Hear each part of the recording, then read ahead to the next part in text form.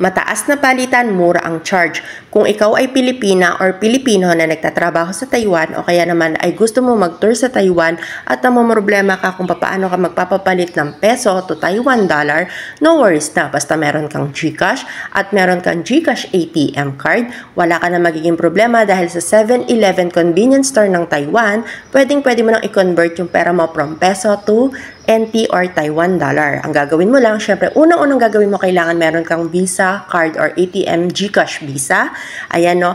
Syempre, kung wala ka pa niyan, meron tayo sa description, dalawang link yon. Yung isa kung paano mag-apply kung nasa Pilipinas at gusto mo magkaroon ng GCash Visa ATM, no. Nagagamit natin yan sa Pilipinas or gusto mo mag-travel abroad, no.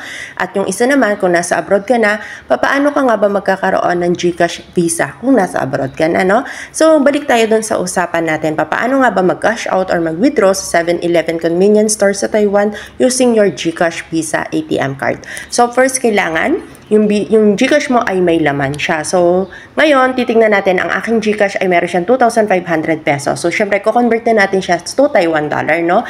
Ang Taiwan dollar ngayon is 1.76 siya tayong palitan.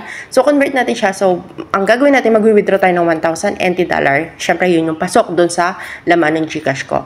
Okay, next na gagawin mo, punta tayo sa 7-Eleven convenience store. Dala natin ang ating GCash ATM card. So, let's begin. Ayun na nga, at pagdating mo sa 7-Eleven Taiwan convenience store, dalang yung GCash Visa ATM card, hanapin mo lang sa loob yung machine na CTBC para makapag-withdraw ka gamit ang yung GCash ATM. So, dun sa nagbiblink, isasaksak mo lang yung Visa card mo at pag naisaksak mo na yan, syempre, eto yung makikita mo, magpa-process siya. So, habang processing siyang ganyan, yan yung makikita mo. Then, pipindutin mo naman, eto yung lalabas ha, pipindutin mo yung English, syempre, para mas maintindihan mo. Pag napindot mo yung English, lalabas dyan, then pindutin mo yung nasa taas na withdrawal. Pag napindot mo yung withdrawal na yon, eto na yung lalabas. Nagpa-process siya ng time na yan. So, tinitingnan niya yung card mo. So, processing, please wait. Sabi niya, pagkatapos ang lalabas dyan ay eto. So, ang gagawin mo ay pipindutin mo uli yung English. So, pag napindot mo yung English, hihingi niya sa'yo yung PIN number mo, 6 digit yung PIN number ng GCash ATM card mo. So, ilalagay mo yon.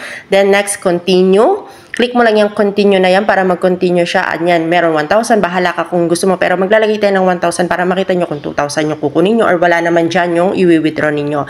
So, nilagay ko 1,000 kasi yun lang yung kaya ng GCash ko. So, hintayin nyo lang, nagpa-process lang siya. Napakadali, diba? Tapos, print receipt. O kaya naman, mag-show lang siya sa screen. Bahala ka na. Pero ako, print receipt yung pinili ko. So, waiting ka lang. Nagpa-process lang siya. Then, makikita mo dyan.